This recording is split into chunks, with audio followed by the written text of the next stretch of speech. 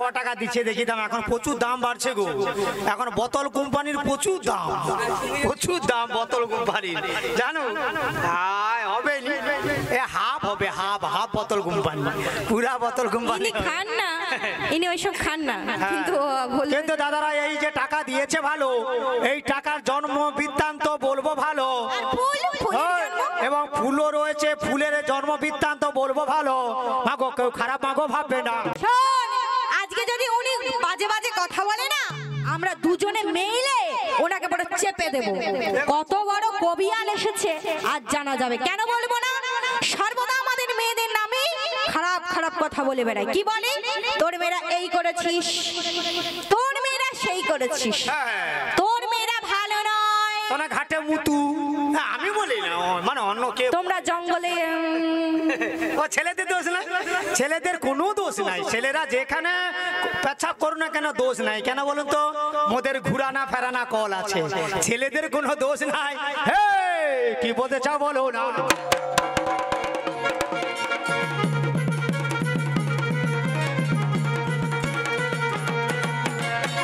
যাই হোক, ইনি ছেলে হিসেবে অনেক শক্তিশালী, বুঝলেন তো? তাই এনার কথায় কখনো কেউ মনে আঘাত করে কিছু ওই কথাগুলো নেবেন না। যা বলছে বলুক, পাগলে কিনা বলে শালা ছাগলে কিনা খায়, এনার বকাই তো কাজ। যাই হোক, তাই এই আসরে আমার এই রাত্রিবেলা মনে দুঃখ হচ্ছে। দুঃখ? আচ্ছা কি হচ্ছে? কি দুঃখ হচ্ছে? কি হচ্ছে? কিসের জন্য দুঃখ জানো? দুঃখ কাকে জানাবো? হ্যাঁ, মোর মাইক দাদাকে জানাও, মাইক দাদাকে। এমন বক্সরা রেখেছে না, এখন বাজায় না। যদি ঠিক মতো বাজায় না, ডিজে আউরা প্যান্ট খুলে দৌড়া। কমি রেখেছে এমন ডিজে আউরা প্যান্ট খুলে দৌড়া। আচ্ছা তুমি কাকে দুঃখ জানাবো জানাও রাধে? তাই আমি আমার মনের দুঃখ ওনাকে না জানি প্রভু হরিকেই জানাবো। আরে ওনাকে জানা যা, হরিকে মো ছেলেদেরকে জানা না। জানা গলা টিপে মেরে দেবো, সবাইকে বুঝতে পারবে। আচ্ছা, এখানে ভণ্ডামি করতে এসেছে।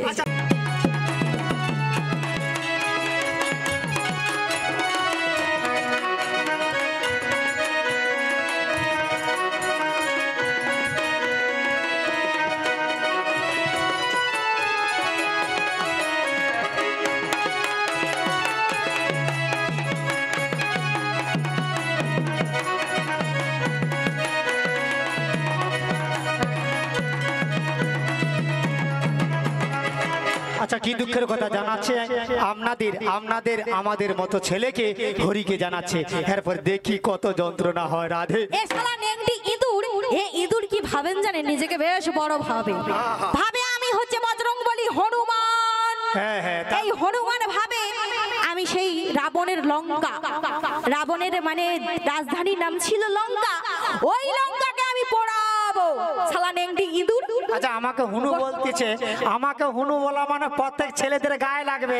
শোনো শোনো, আচ্ছা বলুক দেখি। এই সব ইঁদুর লেজে আগুন দিয়ে পোড়াবে সাধের লঙ্কা, সাধের লঙ্কা পোড়াবে, সাধের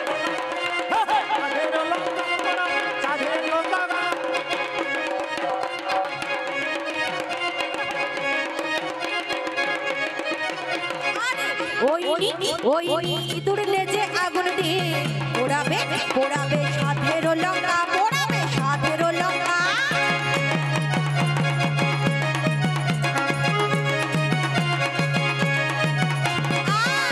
আরে তাহা শুনে মন্দ তরির হয়েছে সংজ্ঞা।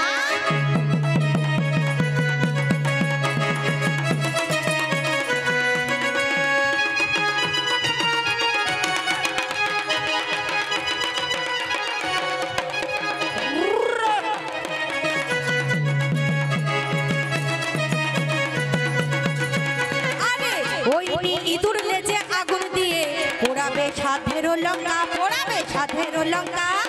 তাহা দেখে মন্দ তরির হয়েছে সংজ্ঞা।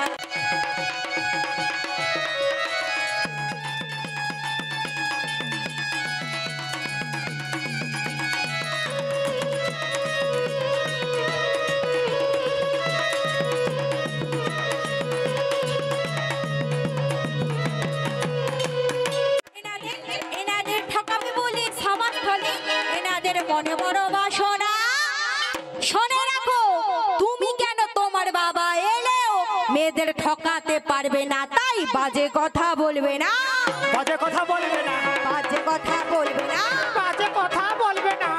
তাই যে শোনো না ঠাস, তাহলে যেটি বলে গিয়েছো সেই প্রশ্নের সমাধান করছি। এর ঢং দেখুন, ছেলেদেরকে ভয় দেখানার, ছেলেদেরকে ভয় দেখানার এর ঢং দেখুন, এর এমন ঢং যেন ইট ভাটার বুঝছো বুঝছো। ছেলেরা ভালো, শিব নিত্যানন্দ গৌরাঙ্গ মহাদেব নারায়ণ কৃষ্ণ। বাবা গো, একজন পুরুষের মধ্যে শিব নিত্যানন্দ গৌরাঙ্গ নিত্যানন্দ সব একসঙ্গে থাকে। ও বলতে পারবি না, জীব জড়িয়ে যাবে। শিব নিত্যানন্দ গৌরাঙ্গ মহাদেব কৃষ্ণ কই বল, কি কই বল। যাই হোক, ওই কোদাল দিয়ে জীব ছিলি, কোদাল দিয়ে বাচ্চারা পায়খানা করে, পায়খানা পরিষ্কার করে ছোট কোদাল, সেইটা দিয়ে জীব ছিলি, বুঝছিস তো? বুঝছু? এখন ফেস্টন টাঙায়নি, টাঙাবে, টাঙাও, টাঙাও, হরি বল। তা যাই হোক, আসলে যে ঘটনাটি বলে গিয়েছে তার আজকে সমাধান করছি। বলো বলো, কি কারণে মেয়ে উঠে? তাহলে যেই কথাটি আজকে আমায় আহা। আসরে প্রশ্ন দিয়ে গেল, বাবা ঠাকুর মায়েরা, বাবা ঠাকুর মায়েরা হেসে নিয়েছেন।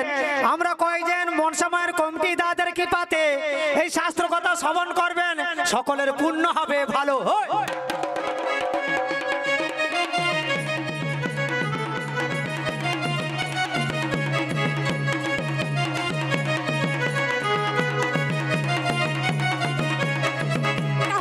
তাহলে যেই কথাটি আজকে আমায় আসরে প্রশ্ন দিয়ে গেল, ওই আমি মায়ের চরণে আসর নিয়ে বলছি সবাই ভালো।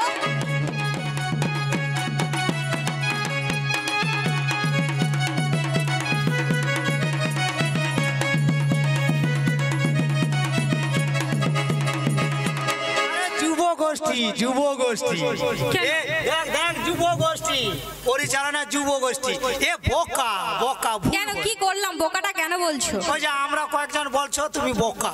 কোথায় আমরা কয়েকজন বললাম? আমার ভুল, আমি বললাম যুব কমিটি, আমার যুব গোষ্ঠী হবে। যাই হোক, আমার ভুল, এর গলায় গামছা। বলুন কাকারে বলছি, বল আমি ঝগ মারছি, আমি বলতেছি আমি ঝগ মারছি, তুই বল আমি গু খাচ্ছি। শালা এদিকে চালাক আছে বাবা। যাই হোক, আর বেশি কথা বলো না, শাস্ত্রের দিকেই তাহলে আমরা এগোই। তাহলে আজ উনি বলে গেলেন কোন পুরুষের মাথায় মেয়ের স্থান রয়েছে। এই মর্তধামে আপনারাও ভাবছেন, আচ্ছা আমাদের বাড়িতেও কি একটি ছেলে একটি মেয়েকে মাথায় করে রেখেছে? সনাতন ধর্ম বলি প্রত্যেক দাদা ভাইদের বাড়িতে একটি ছেলে একটি মেয়েকে মাথায় করে রেখেছে। যেমন আমি আমার বউকে গড় করি, আমি আমার বউকে প্রণাম করি না, রেগে যাই গো, ফাঁক থেকে গেলাম, রেগে গেলাম, প্রণাম করলাম, ঝামলা মিটে গেল। তাহলে আপনাদের বাড়িতে কোন পুরুষ কোন নারীকে মাথায় স্থান রেখেছে, তাকে করে রেখেছে, মাথার উপর কেন রেখেছে, কি বৃত্তান্ত, কি রহস্য, আগে করে শুনুন। ভাই ফট করে বলো, কোথা দেখি। এক সময় শঙ্খচূড় নামে মহাপ্রতাপী অসুরের অত্যাচার বেড়েছিল।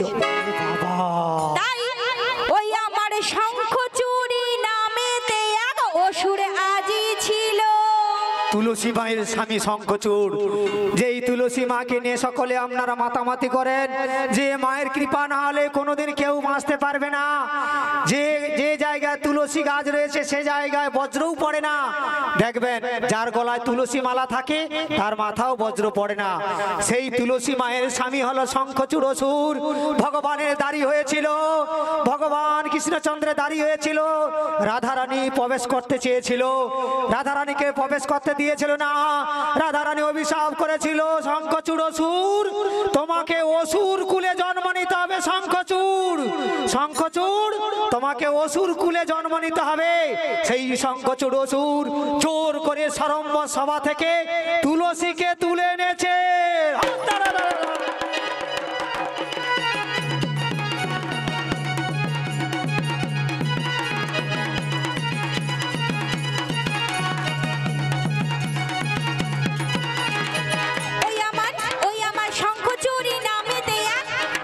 অসুর আজি ছিল, সে যে বড়ই দেখো অত্যাচারী, বলছি সবাই ভালো।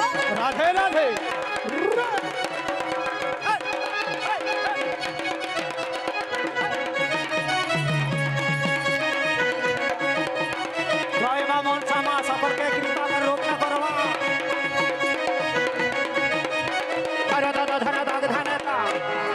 এই শঙ্খচূড় অসুরের একটু বেস্ট প্রতাপ আর এতটাই প্রভাব ছিল যে হ্যাঁ বেস্ট সেই অসুর বলে লাঠি সকল প্রজাগণ ওই অসুরকে ভীত হতে লাগলো, ভয়ে পড়ে গেল। কেন? অসুরের এতই প্রতাপ, এতই অত্যাচার ছিল, তাই সকল প্রজাগণ, সকল দেবগণ ওই অসুরকে নিধন করবার উদ্দেশ্যে তৎপর হয়ে উঠলেন। কেউই পারলেন না ওই অসুরকে নিধন করতে। কেন? শঙ্খচূড় অসুর এতটাই প্রতাপী, এতটাই প্রভাবশালী কেন ছিল? কারণ ওই অসুরের স্ত্রী কে ছিল? ওই আমার শঙ্খচূড়ের স্ত্রী দেখো তুলসী দেবী ছিল। আপনাদের মতো মা জননী তুলসী।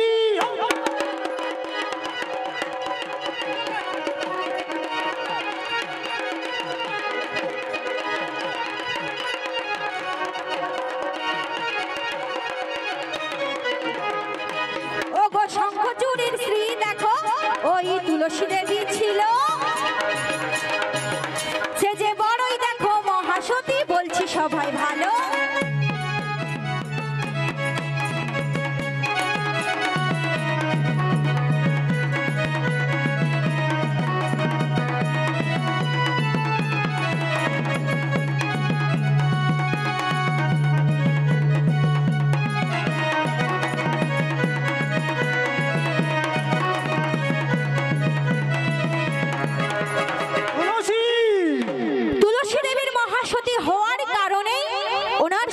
কেউই নিধন করতে পারছিল না, কিন্তু অসুরকে নিধন না করলে এই মর্তধাম থাকবে না, তাই অসুরকে নিধন করতেই হবে। তাই এগিয়ে এলেন কে?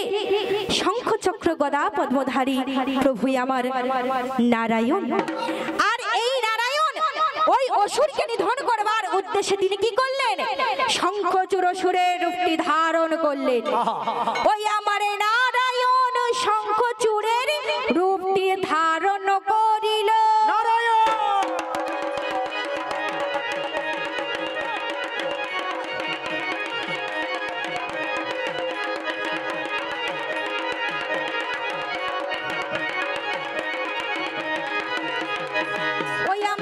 ওই আমার নারায়ণ শঙ্খচূড়ের রূপটি ধারণ করিল।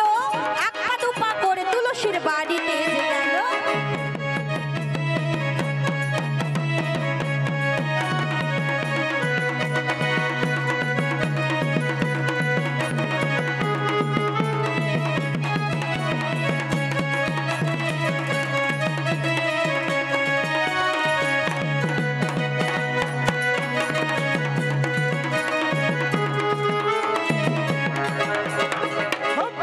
শঙ্খচূড় অসুরের রূপটি ধারণ করে প্রভুই আমার তুলসী দেবীর বাড়িতে গেলেন। কত সুন্দর কথা শুনুন। তুলসী দেবীর বাড়িতে গিয়ে তুলসী দেবীর সতীত্ব নাশ করলেন। তুলসী দেবীও এদিকে বুঝতে পারলেন না যে এটি তাহার আসল স্বামী শঙ্খচূড় অসুর, না অন্য কেউ রূপটি ধারণ করে এসেছে। আরে নারায়ণ যদি না ওই রূপ ধারণ করত, ওই অসুরের প্রতাপ বেড়ে চলছে, স্বর্গ মর্ত পাতাল শেষ করে দিত তুলসীর সতীত্বের তেজে।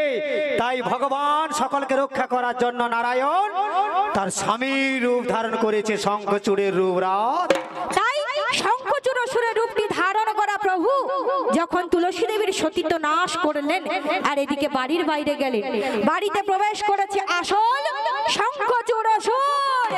ওই আমার আসল শঙ্খচূড় এসে বাড়িতে প্রবেশ করিল।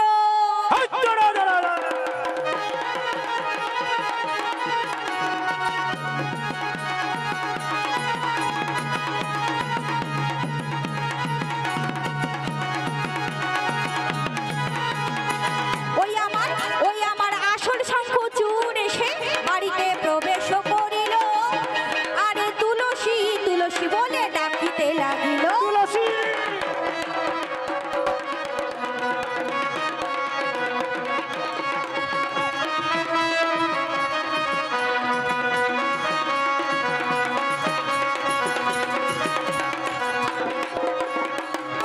বাড়িতে প্রবেশ করেছে আসল স্বামী শঙ্খচূড় অসুর।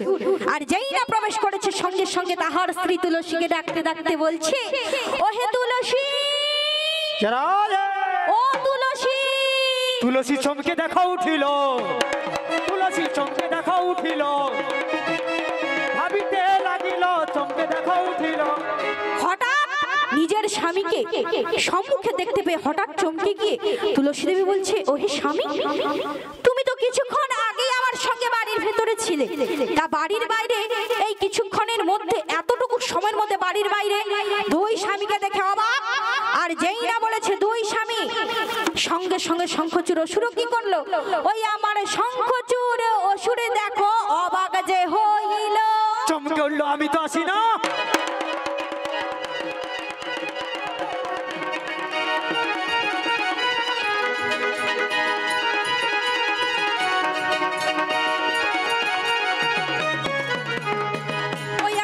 ওই আমার শঙ্খচূড় অসুর দেখো অবাক যে হইল, স্ত্রীর দিকে ভালো করে দেখিতে লাগিল। তুলসী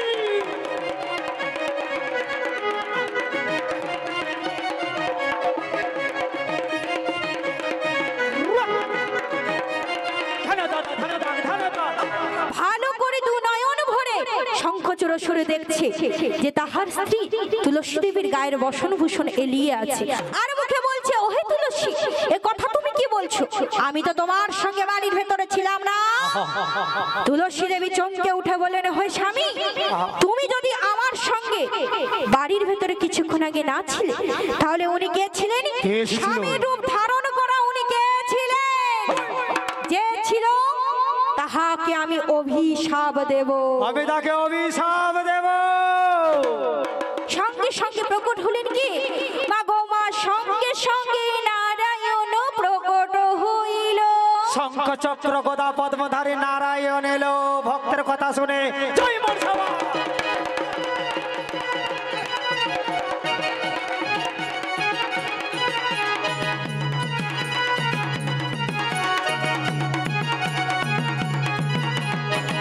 ওগো সঙ্গে সঙ্গে নারায়ণ দেখো প্রকট হইল, আর প্রকট হয়ে তুলসীকে বলিতে লাগিল,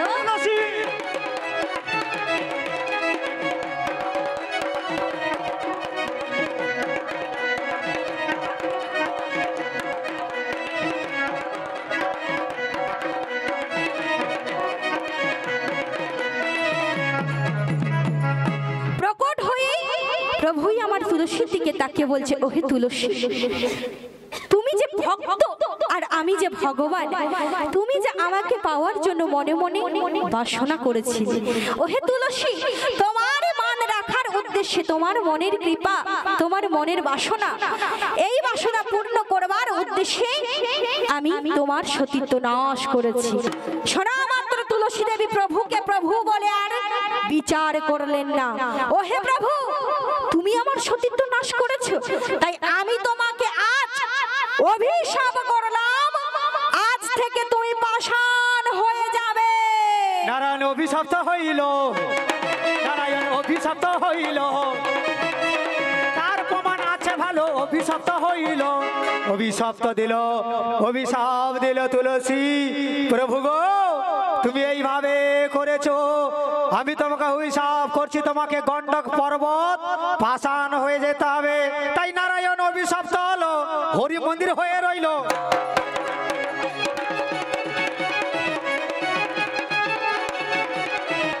হরি মন্দির হয়ে রইল, আর শালগ্রাম শিলা হয়েছে ভালো।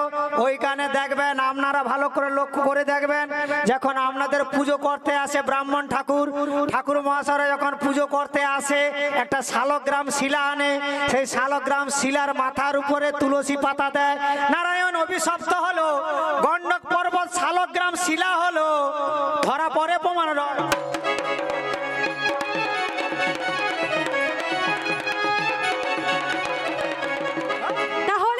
তাহলে সে যে তোমার বাবা হলো, বুঝলে?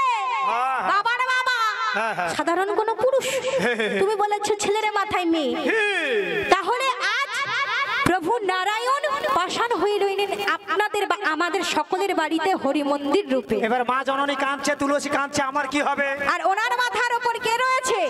সেই তুলসী দেবী কান্নাকাটি করছে। ওই আমার তুলসী দেবী কেঁদে কেঁদে আকুল হইল। বলো প্রভু, তাহলে আমার স্থান হবে কোথায়? তুলসী বলছে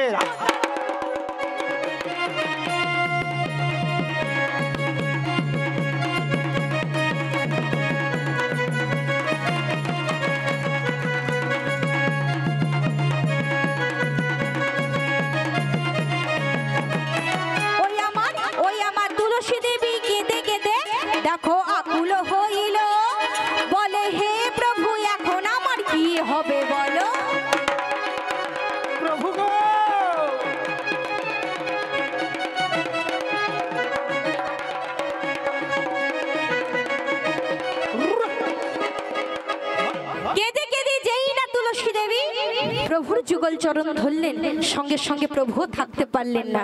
ওহে তুলসী, তুমি আর এইভাবে কেঁদো না।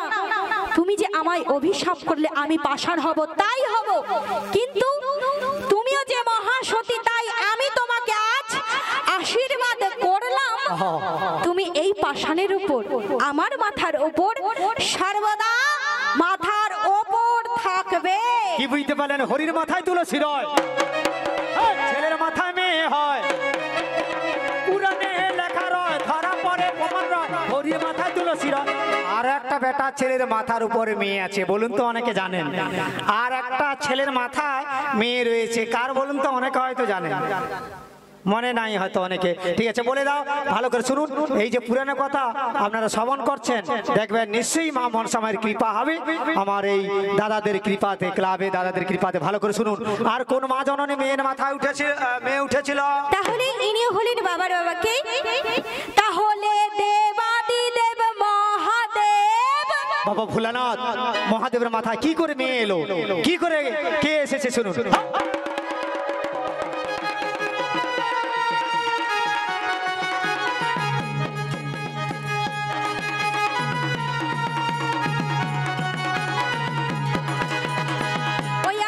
ওই আমার মহাদেবের মাথায় দেখো গঙ্গা দেবী রইল, আরে আরে ওনার মাথাতে দেখো দেবী যে রইল। মহাদেবের জটায় গঙ্গা, কেন বলুন তো? এমনি এমনি গঙ্গা উঠে গেছে। যখন কপিল মুনির অভিশাপে সকল বংশ ধ্বংস হয়ে গিয়েছিল, সকল বংশ উদ্ধারের জন্য ভগীরথ এদের মতো মেয়েকে গঙ্গাকে আনতে গিয়েছিল। গঙ্গা অহংকার করে বলেছিল, আমি যে মর্তধামে আমার যাব, আমার বেগকে ধারণ করবে। তখন ভগীরথ মহাদেবকে এসে বলেছিল, মহাদেব বলেছিল, ওই মেয়ের অহংকার আমি চূর্ণ করে দেব, আমি আর বেগ ধারণ করব। শঙ্খধ্বনি করে গঙ্গায় ভগীরথ নয়ে দেখো যাচ্ছে ভালো। গঙ্গায় বলে, গঙ্গাকে বলেছিল বেগ ধারণ করার আছে, তাই শঙ্খধ্বনি করে নয়ে দেখো যাচ্ছে ভালো।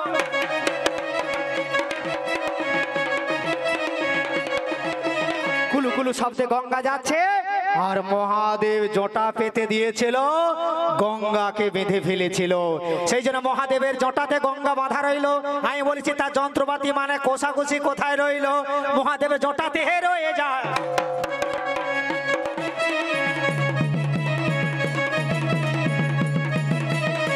তাহলে মেয়েদের জ্বালা উঠেছিল শালা। আবার ঢোলের বেলাও ছিড়ে যাবে। তুমি তাহলে প্রথমে বলেছিলে কেন মেয়েদের জ্বালা উঠেছে, ছেলের মাথায় উঠেছে? বাজে কথা বলবে আর নিজে স্বীকারও করবে না, শালা এড়ে গরুর বাচ্চা। মেয়েদেরকে কি সম্মান করতে শিখেছে? কখনো শিখবে না, আর শিখবেও না। বয়স তো পশ্চিমের দিকে ঢলে পড়লো, মেয়েদেরকে আর সম্মান দেবে না। আরে কি হয়েছে বল? যাই হোক, আর কি এগোবো? আর এগোবো?